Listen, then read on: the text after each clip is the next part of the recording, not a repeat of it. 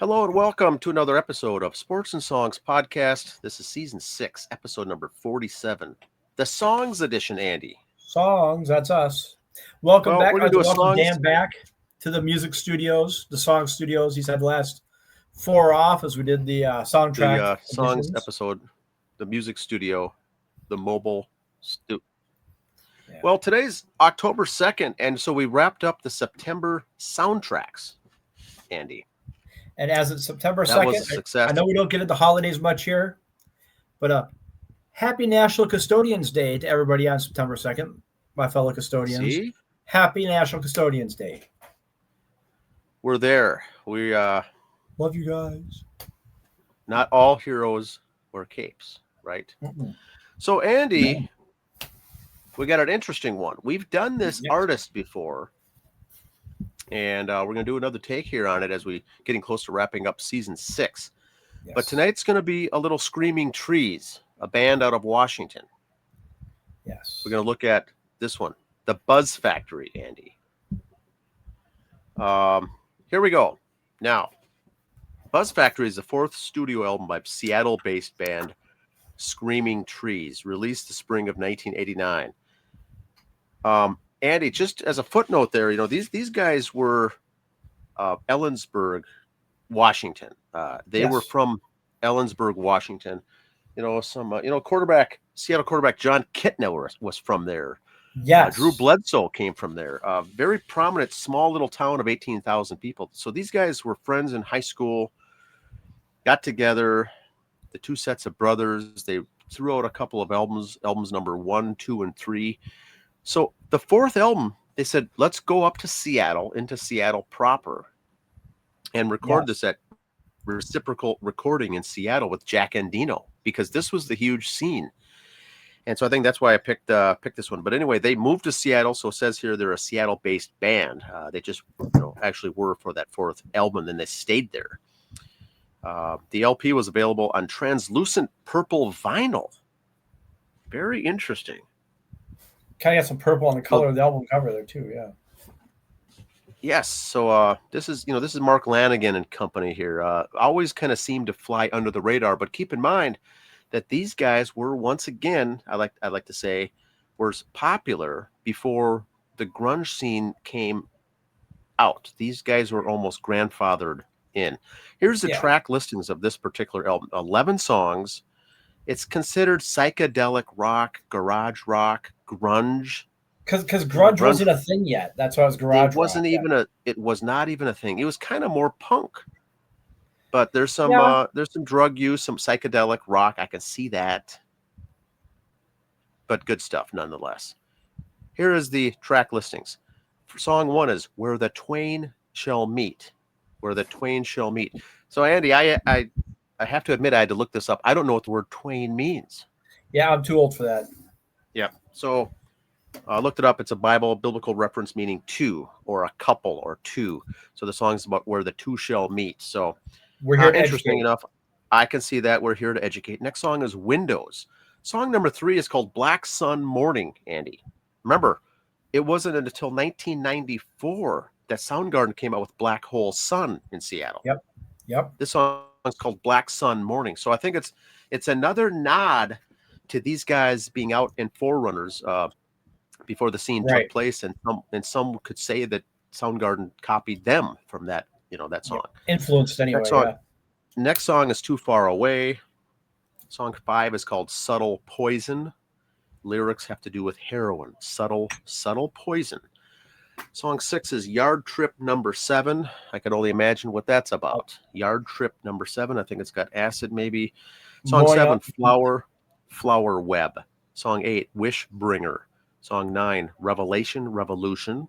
Song 10, The Looking Glass Cracked. Song 11, End of the Universe.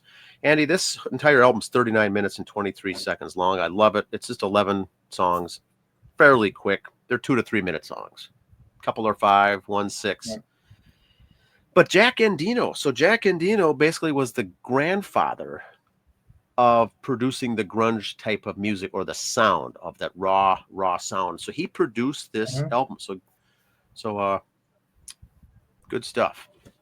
Here's the personnel. Mark Lanigan. He's been all over. He is recently died. Queens of the Yes. Stone Age, a little bit. Mad Season. Mark Lanigan had the great vocals. Gary Lee Conner on guitar. He's the older brother of Van Conner, who died a couple years ago. Also, Van Conner played bass, and then Mark Pickerel was on drums. Mark Pickerel's been around a bunch of different bands. He's still around now doing things. But Jack Endino, producer, and also got credit on the backing vocals on the song Black Sun Morning. But very interesting. Lots of things to do with the Pacific Northwest. Like I said, these guys are from Ellensburg. They all moved up and packed up. I don't know if that's an hour and a half away from Seattle, but they relocated as the scene was hitting it big in Seattle. And I think good call. They got to, hit the recording studio there, work with Jack Endino. This really didn't take off as a big album, but like you said, even you remember this, coming out at the time. I remember them coming out. I probably heard a handful of songs. I had it on today as I was bopping around doing stuff. So I had it on in the background. Nothing really jumped out to me like, oh my God, that's a good song. Let's do it again. I had it on, had half my heart and attention into it. So from that, I guess I could say it was decent background music. I didn't really get a chance to listen to it. To like, oh, that song moved me. I like that song.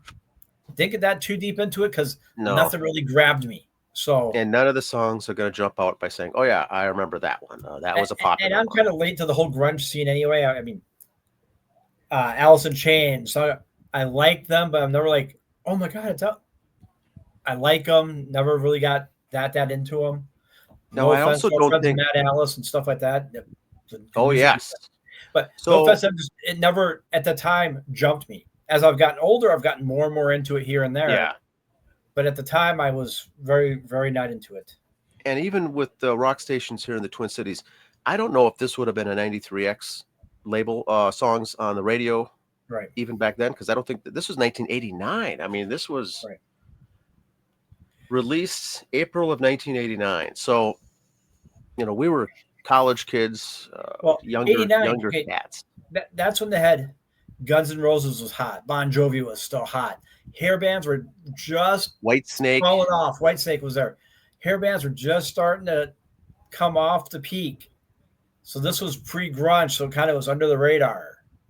That's why I said, I heard of them. Yeah, but they had, and this group had 2 or 3 albums later on that went actually pretty big, but this was still, I don't even think it went gold, but that's it. Anything else on the Screaming Trees, Andy? No. Just this might be an interesting one coming up. Just a little reminder, coming up in November now, Sports and Songs Community College opens up. Enroll now. Yes, start looking for stuff now. Save your quarters for a little pencil machine to get your NFL pencil. What it's going to be is the community college is going to be, we say here, we're here to educate. So they're going to be short little 5 to 10 minute videos taking one topic, either sports or song orientated, and just kind of elaborating on it. Kind of like for baseball. What is an ERA? We'll take a few minutes to explain that. We'll have a music appreciation class where we'll take, as today is the anniversary of Tom Petty's death, we'll take 5 minutes to just look at the Tom Petty's career early on or a portion of their career or an album. Look into that. The blues influence on rock and roll. Why pickleball is not a sport? Well, maybe tackle that one day. Stuff like that. Nice. I like it. All right, folks. See you next week.